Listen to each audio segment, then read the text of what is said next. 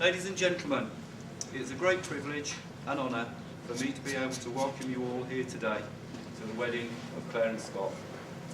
I've been looking around the room today and it's been nice to see so many smiling faces and so many happy couples. But there are a couple of genuine ladies here today who mean quite a lot to me. Doris, which is my mum, and Doreen, Sue's mum, Claire's nans. And they're both without their loving partners, Frank and Dennis. But I'm sure they're both looking down today and they're both as proud as what I am. So can I please ask you to raise your glasses, not just to Frank and Dennis, but to all absent family and friends. Absent friends.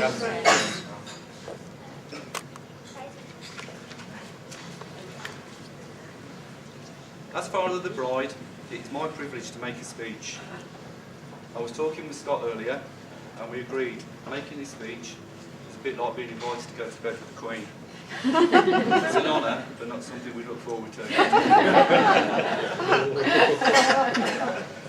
But like I've told Scott and Matt, I'm just a warm-up speech, and everybody's expecting better things from them. And I'd like to let you into a couple of secrets if I can. Claire, on Thursday, was very nervous at the wedding rehearsal. And I couldn't stop her shaking. And the vicar tried to calm her down with some useful advice. He said, don't worry, all you have to remember is when you get there to the church, just walk up the aisle with your dad until you reach the altar. And I'll be standing there, and then we'll sing some hymns. So when you get there, just remember the aisle, the altar, the hymns.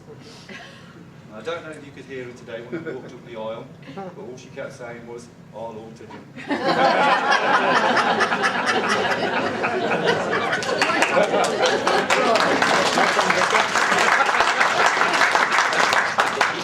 So Scott, if she tries to alter you, blame the vicar. Whilst the vicar's name has come up, I would like to say that although I don't have a lot to do with vicars, they are moving in the right direction these days. And I recently went to a wedding and I seen the vicar sitting talking to an old guy in the corner of the room. So I went over and offered to get them a drink. And the vicar said, I'd have a large whiskey. And the old man looked at me and he says, no, I'd rather go with a scarlet woman than touch the demon drink. So I looked at the vicar and he said, cancel the drink, I didn't realise it was a choice. Vicar, if I've upset you, I apologise. He's writing them down. And there's a scarlet woman out there, I know there's one, I'll meet you at the bar in 10 minutes. And don't be late. And Scott has been so nervous for the last 2 weeks. He's hardly slept because of a dream. In his dream, Scott's at the church waiting for Claire, and he can see me and Claire getting into the car to come to the church, but we never arrived.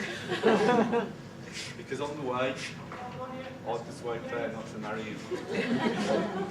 But Scott, as you can see, you know, 20 minutes later today, I couldn't persuade her. I tried, right? We went on a big team call, but no, she still wasn't having it. So she's turned up, and she's all yours. Now I'd like to say a few words about Claire. I'm very proud of all of my children, but especially proud today to see Claire looking so beautiful on a special day. It doesn't seem 5 minutes ago that she was running around the garden in Unicorn Avenue. No knickers. It's changed. I was going to say She now has very close sense, and when she dresses up on a Saturday night, she dresses to kill. It's a bit like the way she cooks. But I remember when Claire was about 3 years old, we were in bed, and one night we were woken up, and all the bedroom doors, all the wardrobe doors were open, and Claire was in our room, and she was getting all the shoes out of the wardrobe, putting them all in pairs, lining them all up across the floor.